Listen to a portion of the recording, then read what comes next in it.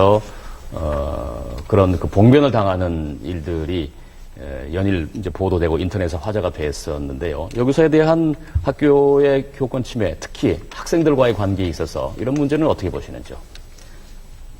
여교사들이 오히려 우리 학생들의 인권이라든가 대화를 통한 이런 소통의 문제에 훨씬 더 풍부한 감수성을 가지고 있다고 생각합니다. 따라서 전체적인 우리 학교의 분위기와 그리고 우리 학생들에게 전념할 수 있는 시간과 조건이 마련된다면 더 많은 교육적 활동을 할 수 있다고 생각합니다. 그런데 지금 학교는 힘의 논리, 서열화의 논리로 작용하다 보니까 우리 학생들도 그런 강자와 약자, 힘의 논리에 의해서 다소 가볍게 보는 경향이 있는데 저는 이러한 부분은 그러한 학생과의 관계 문제뿐만 아니라 우리 사회가 보다 교육적이고 민주적인 의사소통의 과정을 훈련하는 이러한 제도적 보완 장치를 통해서 극복해 나가야 할 과제라고 생각합니다. 강 선생님. 예, 저도 일부 동의를 합니다. 그 여교사가 지금 상대적으로 현장에 여교사가 훨씬 남교사보다 많고 그렇기 때문에 더 여교사가 더 침해를 많이 받는다 이렇게 표현이 되고 있는데 아까 말씀하셨듯이 뭐 감성적으로 오히려 더 동의할 부분이 있습니다. 근데 이제 현재 그 남학생들이 저는 고등학교에 근무를 하는데 그러니까 전에는 그 남녀공학에 근무를 했었습니다. 근데 남학생들이 여선생에 대해서 좀 더 남교사보다는 그 유약하게 보는 경향이 있습니다. 그러니까 좀 만만하게 보는 그런 상황이 있어요, 실제로. 그래서 이제 뭐 매스컴에서 이야기하는 뭐 부산 모 중학교 여고사 뭐 실신 사건이라든지 뭐 대구에서의 담배를 뺏긴 학생이 교감을 폭행한 사건이라든지 이런 거는 이미 다 또 여교사를 희롱하는 사건 이런 건 이미 너무나 매스컴에 잘 나와 있기 때문에 저는 제가 재직했던 학교에서 일어났던 그 사례를 몇 가지 말씀드리겠습니다. 담임교사가 여선생입니다. 근데 남학생이 담임선생님에게 교실에서 죽여버릴 거야라는 폭언을 서슴없이 했었고 또 교문 지도를 하는 선생님에게 지적을 받자 학교 안 다니면 될 거 아니야 하면서 교문을 다시 나간 사례도 있었고 이게 고1 여학생입니다. 그리고 오토바이로 늦게 등교하는 남학생을 순시하시던 교감 선생님께서 야단을 치자 이 학생이 바로 오토바이를 타고 서울시 교육청에 가서 교감 선생님을 고발했습니다. 그러니까 그런데 이게 뭐 저희 입장에서는 근데 이것이 지금 현재 초등학교까지 이어진다는 얘기죠. 그래서 지금 초등학교에 보면은 고학년 학생의 담임을 서로 안 하려고 무조건 기피하려는 그런 상황이 벌어지고 있습니다. 그래서 학교를 운영하는데 상당히 어려움을 겪고 있거든요. 전반적으로 학생들의 교사에 대한 인식과 태도가 그전 같지 않고 특히 이제 여교사 같은 경우에는 아무래도 남자 선생님들보다는 조금 더 덜 어려워한다 이제 이런 말씀으로 이해할 수 있겠는데 말이죠. 학생들의 인식과 태도는요, 사실은 저는 사회적 가치관을 굉장히 많이 반영한다고 생각합니다. 따라서 학교 안 다니면 될 거 아니야라고 말한다는 말씀을 하셨는데요. 이것은 곧바로 이 여교사의 권위의 문제가 아니라 학교 교육과 공동체의 신뢰성과 권위의 문제라는 지점을 저는 눈여겨봐야 된다고 생각합니다. 따라서 이 여교사에게 약한 여교사에게 대항하는 학생을 어떻게 대할 것인가라는 부분은 다시 한번 말씀드리면 이 학교와 교사의 권리를 우리 사회가 그리고 교가부와 그리고 우리 사회 전반적인 문제의식 속에서 어떻게 신뢰를 회복시켜주고 학교 공동체에서 민주 시민으로서의 교육을 할 수 있는 교육적 기능을 회복시켜줄 것인가 요 지점에 방점을 두었을 때 회복이 가능하다는 것이죠.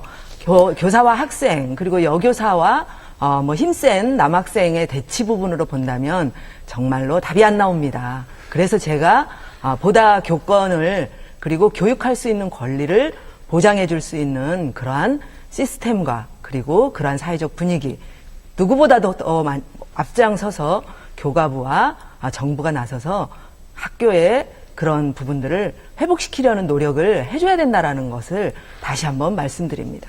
교권 침해와 관련해서는 뭐 다각도로 생각을 해볼 수 있을 것 같은데, 아까 박미전 선생님 말씀하시는 것처럼 제도와 학교 조직이라는 그 안에서의 벌어지는 문제, 그리고 학부모와 학생에 의한 교권 침해 문제, 이렇게 다양한 층위들이 존재할 것 같은데요.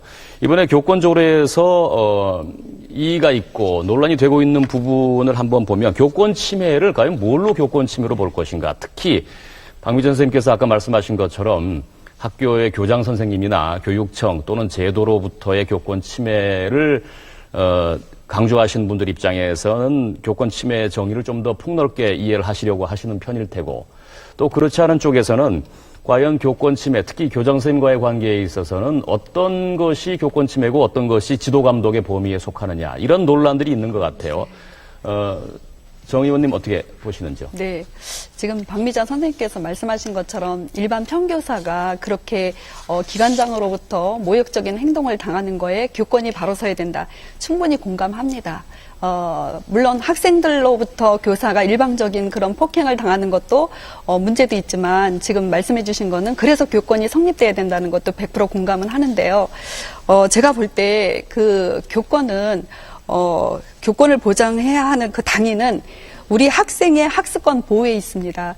네, 교사는 학교와 학생이 있기 때문에 존재하는 거고, 그거에 맞춰서 규칙이 또 있어야 된다고 생각을 합니다. 그 규칙적으로 하는 거에 인권이 등장했고, 또 그 다음에 교권을 등장시켜서 또 우리 일반 교사의 그 권리를 찾아줘야 된다. 물론 맞는 말이지만 그 조례로 인해서 만들어진 교권에 인권과 교권이 상충이 되고, 또 그 상위법에도 충돌이 되고, 이런 부분이 좀 문제가 있어서 말씀드립니다. 교권보호 조례는 첫 번째로 실효성의 문제가 좀 있다고 저는 생각을 합니다. 상위법을 벗어날 수 없는 게 조례입니다. 상위법에 따라서 존폐가 좌우되기도 하죠. 학생인권 조례가 초중등 교육법 개정에 따라서 존립 근거를 잃어버릴 수 있는 것처럼 말입니다. 제대로 교권을 보장하기 위해서는 이를테면 교권보호법과 같은 그런 법제도를 구현하는 게 효과적이지 않을까 생각이 듭니다. 두 번째로는 이 조례가 학생인권 조례와의 구색 맞추기에 불과하다는 저는 생각을 합니다. 일각에서 교권보호 조례를 두고 학생인권 조례를 정당화하기 위해서 정치적 논란이라는 그런 비판도 있습니다. 또 좀 더 시간을 갖고 교권을 만들어내야 되지 않을까. 그 부분에 있어서는 서울 시민의 다양한 의견도 좀 수렴하고, 그 과정에서 이해 당사자인 학생 그리고 교원과 학부모의 의견도 좀 경청했어야 되지 않았나, 그런 생각이 듭니다. 또 세 번째 문제로는요, 초중등 교육법이나 그 학생인권 조례와의 상충성이라고 아까도 제가 말씀드렸잖아요. 학생인권 조례는 간접 체벌 등 일체 교육벌을 금지시켰습니다. 예, 두발과 교복도 자율화시켰죠. 그 부분은 잠시 뒤에 네, 따로 네, 학생인권 조례와 관계 부분은 네, 따로 말씀을 나누겠습니다. 네, 네. 네. 그런 교권 조례가 이제 그런 관계 법령이나 학칙에 이렇게 관계될 수가 없는데, 그런 거에 같이 가야 되는 교권과 인권, 물론 교권이 나오면서 이 인권으로 인해서 교권이 서로 이렇게 상충되는 부분이 저는 제일 염려스럽습니다. 어쨌든 교권을 정말 그 일반 교사의 권리는 있으면 안 된다, 이런 의미는 아닙니다. 네. 당연히 존중돼야 된다고 생각합니다. 네, 윤명아 의원 어떻게 들으셨는지요? 예, 정문준 의원님 말씀 잘 들었습니다. 그런데 지금 두 분이 말씀하시는 거 보면 자꾸 그 우리 학교 현장에서 학생과 교원, 학교장 또 이런 일반 교사가 대립적인 시각에서 자꾸 보고 계시는데요. 학생인권조례와 교권조례는 서로 다 대립하고자 충돌하지 않습니다. 네, 그 부분은 네. 학생인권조례의 관계는 요 뒤에 또 말씀을 나누겠습니다. 예, 그래서 아마도 제가 문제점이라고. 교권 침해의 정의 부분에 있어서 과연 교장이나 학교 관리자들의 지도 감독권과의 상충 문제, 경계 문제를 일단 질문을 드렸거든요. 예, 예. 지금 사실은 교권 조례를 만들 때 새누리당도 함께 이 교권 조례를 제도를 마련하는 데는 굉장히 공감을 했었습니다. 그런데 지금 많이 문제를 삼고 있는, 새누리당에서 많이 문제를 삼고 있는 것이 학교장의 책무 규정, 7조에 대해서 너무 예민하고 과민 반응을 하고 있다라고 생각이 드는데요. 학교장의 책무 규정은 사실은 의무가 아닙니다. 이것은 어떤 법적인 구속력이라든가 어떤 법적인 소송이 있는 것이 아닙니다. 그렇기 때문에 학교에서 인권적이고 인권 친화적인 학교를 만드는 것에 있는 것이지, 이것을 마치 학교장에게 모든 권한을 주는 것을 침해하기 때문에 이 교권조례에 문제가 있다라고 하는 것은 사실은 문제가 있고요. 또한 그 교원의 교육 활동 보호에서 수업을 방해하는 행위, 교원에게 폭력이나 폭언, 조롱, 희롱, 폄하, 농락 등의 방법을 교원의 인권을 침해하는 행위에 대해서는 사실은 구체적으로 규정을 하고 있기 때문에 이것이 무슨 교사라든가 어떤 학교장의 개인적인 판단이 아니라고 생각합니다. 저는 그걸 여쭤보고 싶어요. 일단 교총은 그 교원 단체입니다. 그럼에도 불구하고 교권조례를 반대하는 이유가 교가부에서 반대하는 이유하고 거의 같아요.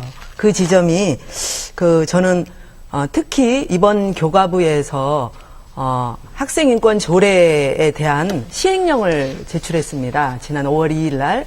그런데 그 시행령에서 핵심은 3가지예요. 하나는 학생의 두발 자유, 그리고 또 하나는 소지품 검사에 대한 부분이고, 또 하나는 핸드폰 소지에 대한 부분인데요.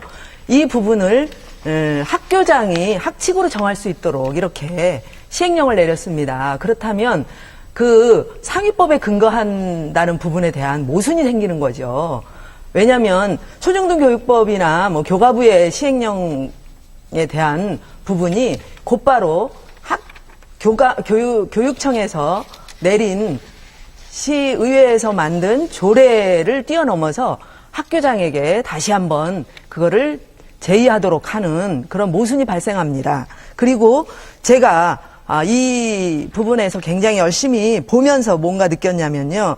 교총에 보도자료 있습니다. 4월 30일 나온 보도자료에 교육활동 전반에 관하여 학교 구성원의 의견을 충분히 수렴하고 그 결과를 학교 운영에 반영하도록 함. 이것이 교권 조례에 나오는 한 부분입니다. 중요한 부분이죠.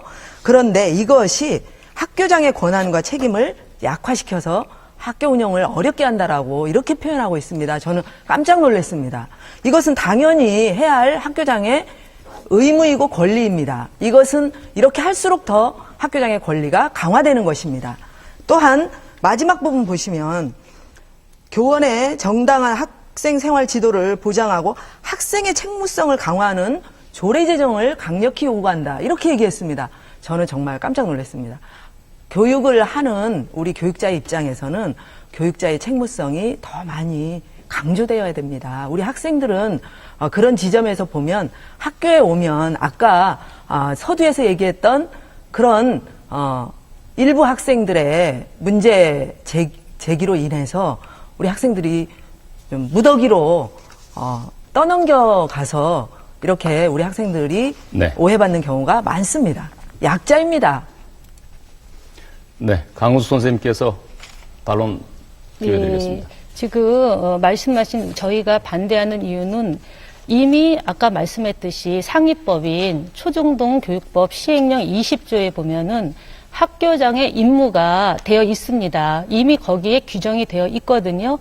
그런데 그리고 학교에서는 이미 학교에 근무하셨으니까 알고 계시겠지만 학교 운영위원회, 교직원 회의, 기타 모든 이미 학교에서 교사들의 의견을 수렴해서 이미 학교장이 활동합니다. 단독으로 할 수 있는 거는 없습니다. 그런데 저희가 반대하는 거는 이미 초등등 교육법 시행령 20조에 있는 학교장의 임무에 이미 명시되어 있음에도 불구하고 그거보다 더 세세하게 항목을 지금 여기 보면 교권보호 조례에 보면은 너무나 상세하게 예를 들어서 무슨 교육 이렇게 쭉쭉쭉쭉 나열이 되어 있거든요. 그렇기 때문에 오히려 그게 족쇄가 된다는 거죠. 예를 들어서 이 시행령 이 조례안을 보면은 어떤 게 있냐면 지금